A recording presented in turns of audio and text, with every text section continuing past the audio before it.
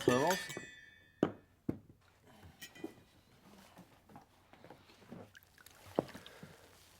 Étienne, je peux pas dire de mal de ce livre. Il a une force, une émotion. Il a un vrai talent, ce Nathan. C'est inspiré, sincère, jamais convenu. Oh, s'il te plaît. Je t'assure, il est toujours à la bonne distance par rapport à son sujet. Tiens, écoute la dernière phrase. Je n'espère plus rien et je commence à vivre. C'est beau, on dirait du Corneille. Oh, bah, il a certainement piqué à Corneille, d'ailleurs.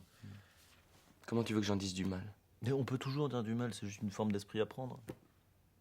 C'est-à-dire? Je vais te raconter une histoire. Un jour, deux critiques sont sur une barque, sur le lac de Tibériade, en Terre Sainte. Et soudain, le Christ apparaît. Et il commence à marcher sur l'eau. Un critique se penche alors vers l'autre et dit « T'as vu, il sait même pas nager. »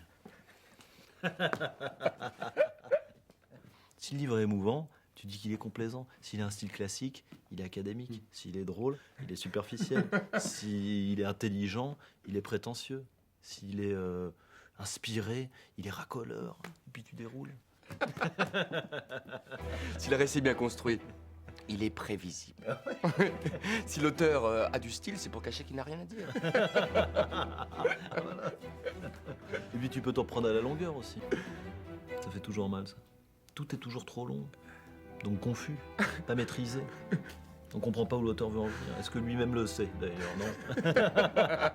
Et en même temps, si c'est maîtrisé, ça manque de folie. Oui, et si c'est fou, c'est incohérent. Allez, on y va. On va s'en occuper du Nathan. Son désir de se venger des Doria, des Châtelet, des Louise, d'Angoulême, des Pommes de terre et du monde entier tint lieu à Lucien de conscience et d'inspiration pour assassiner l'œuvre de Nathan.